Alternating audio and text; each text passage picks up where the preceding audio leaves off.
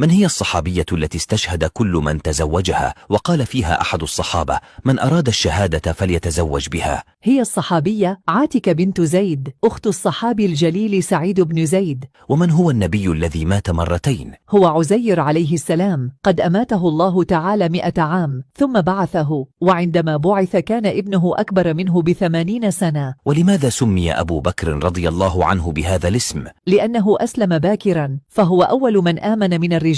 وكيف يقبض ملك الموت أرواح الكثيرين في وقت واحد؟ ملك الموت معه أعوان من الملائكة يقبضون أرواح الكثيرين في وقت واحد كما يرزقون في وقت واحد. ومن هي الملقبة بحارسة القرآن؟ هي السيدة حفصة بنت عمر. لماذا أحضر المشركون نساءهم في غزوة أحد؟ لكي لا يفروا ولا يهربوا. كيف يبعث المتكبر يوم القيامة؟ يبعث المتكبر يوم القيامة على هيئة الذر تطأه الأقدام. وما هو أول من تواضع لله؟